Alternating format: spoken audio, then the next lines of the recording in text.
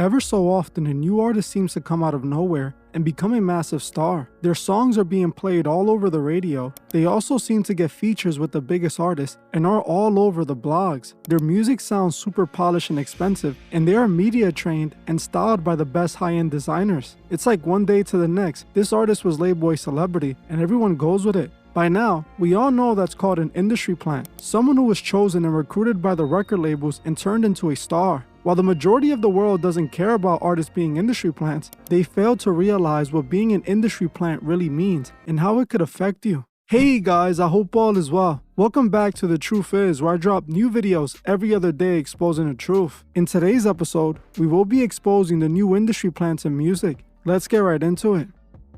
Most people have heard of the term industry plants before, but have no idea what it means. An industry plant, for those who don't know, is an artist discovered by a record label before that artist has really anything going on for them. This is called an undeveloped artist. The artist doesn't really have much of a fan base or a marketable image, but is either talented or well connected in the music industry. After the labels choose to sign the unknown artist, the record label would begin to develop the artist, strategically molding their entire story before presenting them to the world. They will create an image for the artist that they know will sell. They make sure to hire big-time producers and engineers to work on their music. They even coach the artist on how to talk and carry themselves in public, which is called media training.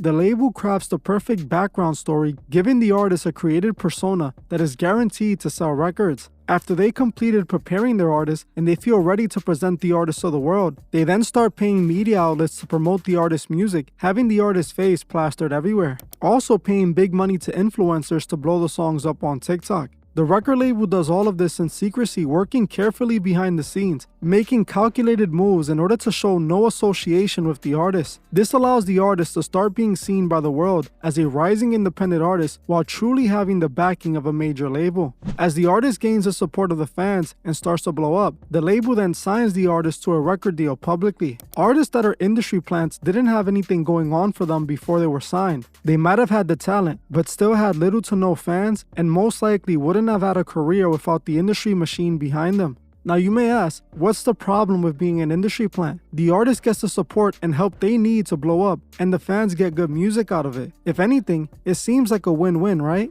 Well, that's what it appears to be on the surface, but the truth is far more complex. These artists that are industry plants aren't real artists. They are a product created by a record label. A product that the label's crafted to use to influence the audience and manipulate them to make them more money and push their agendas. The record labels are the ones who make these artists' image, and they do it for a reason. They use these artists to promote a certain lifestyle that they profit from. Everything the fans buy into about the artist is a facade. The songs are written by writers hired by the record labels to push their agendas. The beats are made by producers hired by the record labels that they know would have the most effect on the fans. The clothes these artists wear are picked out by designers hired by record labels that they are associated with and make a profit from. Nothing about the artist is authentic. It's all fabricated to attract the audience and push a lifestyle. An industry plant isn't really an artist. They are walking billboards for the label, pushing whatever agenda they are told to. These are artists created so that the labels may manipulate and control you, get you to buy into a lifestyle that they will be able to control you with and profit from. Most people don't look into the behind the scenes of the music business. They think it stops at just the record labels, when in reality, the same people that own these record labels are the same people that own big food manufacturers,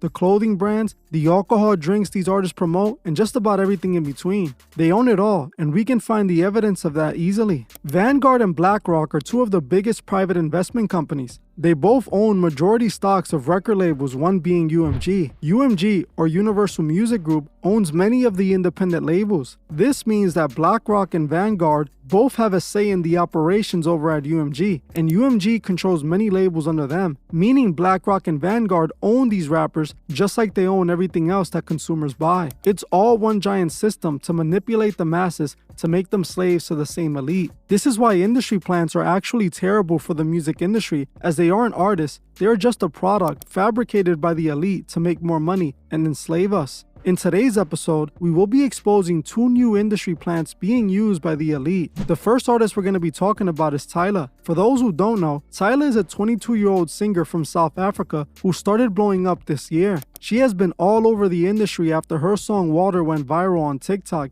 gaining her an overnight fan base. Not long after her song got popular, Tyla managed to be nominated and won a Grammy Award at the 2024 ceremony. Tyla went from an unknown upcoming artist to a Grammy Award-winning superstar all in her breakout year. That's something that rarely happens in the music industry. It's already rare enough for an unknown artist to get a song that big right out the gate, but then to end up winning a Grammy from it in the first year? That just seems unbelievable if you ask me. There must be something really special about this girl. Her music must be unique. But it's not at all. After listening to her song, she sounds like a generic pop hip-hop artist. Her music sounds like all the rest of the songs the labels put out. This made me suspicious of Tyla, and I had a feeling she was an industry plant. Something that Tokyo Tony has said a while back. She's an industry plant. It's common. You came from nowhere. Your little short... No. Girl, no. Does seem as when they you just came from anywhere. And so is the other girl, give me sweat, whatever, make me hot. Not Tyla. Come on, that sounds like just a little big girl who they wrote some songs for. Damn, Tyla. Plants. Give her, watch this. What's this? March, February next, Cold-Blooded Freak. Turned all the way out. Watch. One song gave you a Grammy, but you got people like Angie Stone that been around since I was 10 years old being a rapper, never got one. Hey. How's that possible? You walk right in the song's radio hot, you got a Grammy. How they do that? That's true. How do you get that? So industry plants exist. I just named two. Yeah, you named them because we see who was that? Cat Williams who said Kevin Hart, industry plants. It's not funny. Now looking into Tyla's story, that's exactly what I found. Tyla is 100% an industry plant, and I'll explain exactly why. Looking into Tyla's career, I learned that the labels recruited her right after she got out of high school. According to Tyla, she was discovered while she was still in high school through Instagram by her manager Garth Von Glenn, who took over her career and got her in the studio to record some records. Not long after Vaughn started managing her, she dropped her debut single, Getting Late, which was an instant success nationally. She dropped a music video for the song, which got a couple million views, even winning her the South African Music Award for Best Music Video of the Year. She then signed a major record deal with Epic Records. Sometime later after the label signed her, she dropped Water and then became an international star. If this isn't the most obvious example of an industry plant, I don't know what is. The story of her being discovered off of Instagram is a joke. No one gets discovered on Instagram, as there's millions of artists posting on Instagram each and every day, and the labels pay no attention to it. Well, labels actually use algorithms to search for artists on social media, but they're programmed to find artists that are already popular with fans, not an artist that has no fans and no one after them. They don't search for an unknown artist with no buzz.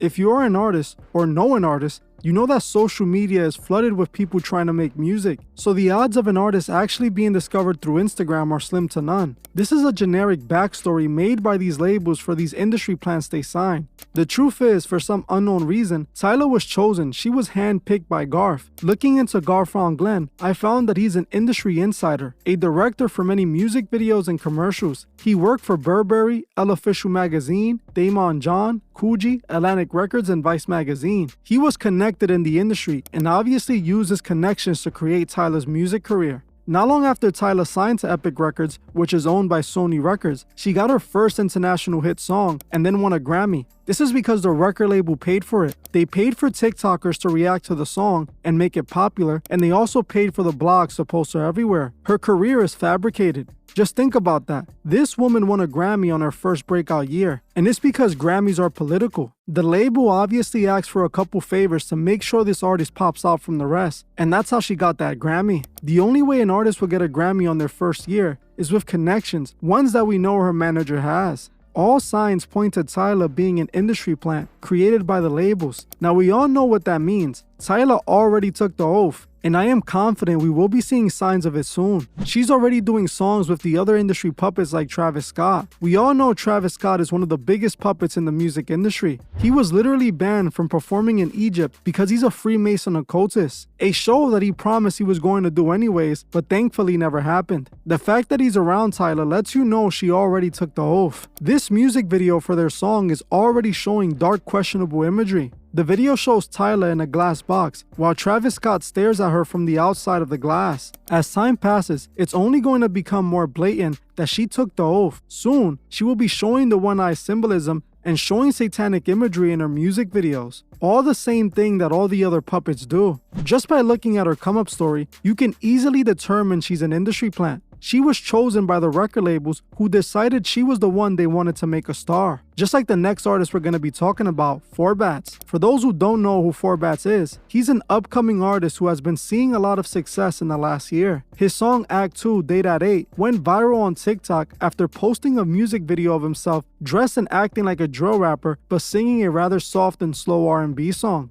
The whole gimmick of the song was that the song didn't match the visuals. This would somehow help the song make it onto the Billboard charts, peaking at the number 7 position. This would eventually lead to a Drake feature. This helped the song move up to the 3rd spot on the charts, and this is what took his career to new heights. What's crazy about this is that the Act 2 was Forbats' second song ever released. Not only was it on the charts, but it got a remix from the biggest rapper in the world. Forbats, who came out of nowhere, became a superstar with just 2 songs. Now, for an unknown upcoming artist to drop his first song and blow up, and then his second song make it on the charts, is rather shocking and unbelievable. This is already suspicious as it is, but when you look at his come-up story, it just gets even more suspicious. First, there's basically nothing that can be found on Forbats, as we don't see anything about his life, only about his 3 songs that he dropped. What we do know is that Forbats started his music career in 2023. He didn't release any songs before the Act 1 and wasn't seen at all before that song. He seems to be the fastest growing artist, as with 3 songs out, he had hundreds of millions of streams on Spotify. Not long after dropping his songs,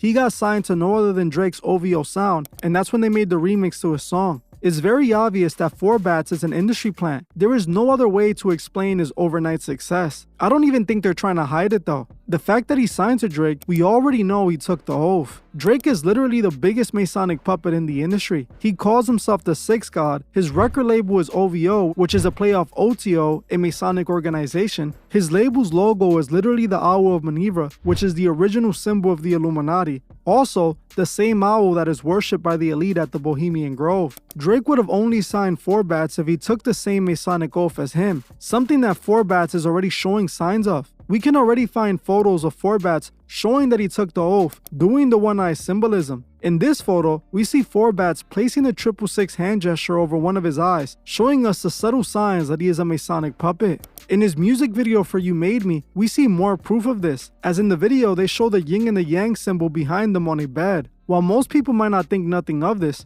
you have to remember everything put in a set of a video was placed there for a reason. The yin and the yang symbol represents duality, which is at the core of Freemasonry. In every Masonic lodge, you will find a checkerboard floor representing the yin and the yang, the black and the white, the good and the evil. As time goes by, Forbats is only going to become more and more obvious with the imagery. Sooner than later, we will see him drop a music video full of satanic imagery. Forbats is actually signed to Gamma Records alongside of OVO. Gamma is the same label behind the other industry plant Sexy Red. Gamma is owned by Larry Jackson, who is a close friend of Drake. Larry used to handle Drake's deal at Apple Music, and he worked for Apple Music for years. Drake even shouted out Larry Jackson in one of his songs. Larry Jackson is who originally signed Forbats, and he's the reason Drake got behind him. Just like Larry Jackson got Drake to get behind Sexy Red. Drake isn't hanging out with Sexy Red because he likes her. He's doing it to give her clout and introduce her to his audience on behalf of Larry Jackson. Off of Forbats, Drake is making money, but I don't know if it's the same with Sexy Red. Larry Jackson is the man making these industry plants. He's the gatekeeper behind all of these artists. It's obvious everything about this guy is fabricated, a gimmick created by the labels. His success was all created, and he is not an artist, but a product. They are planting him right in the music industry, and people have just accepted it, not knowing what this means. These artists are put in our face to distract us and influence us. We must show these labels that we won't be manipulated, that they can't just create a false story to sell us a lifestyle that they profit from. The record industry has been doing this since the beginning. Many rappers have been industry plants in the past. Drake, the biggest rapper in the world himself, is an industry plant. We must not fall for these artists that are put in place to manipulate us. Pay attention to both of these artists, and you will slowly see their transformation. In a couple of years, you won't even be able to recognize these artists anymore. These record labels think the fans are stupid and don't expect them to realize it's all fake. They expect the masses to believe anything they put in front of them, which sadly seems to work, but these two artists have been so obviously planted that most people have been calling it out themselves. Well, I'm gonna end this one here, but before you guys go, I just wanted to ask you guys to like, comment, and share this video so that it'll be recommended to others. Also, if you want to help me further on this mission of exposing the truth, you can by becoming a Patreon member for $3 a month. Patreon members get access to over 27 exclusive, uncut, uncensored videos that are not allowed here on YouTube. If you want to join, you'll find the link in the description. You can also check out the Truth Is store and purchase some of the new official Truth Is merch, like the new Find the Truth t-shirt, which is a hand-drawn design of Truth holding a magnifying glass in one hand and the cross in the other while investigating the occult. The shirt is a representation of what I do every day on this channel: investigate and expose the occult, protected by the blessing and grace of God. If you want to check out the store, you can find the link in the description. I want to thank you all for watching, and I'll see you guys in the next one.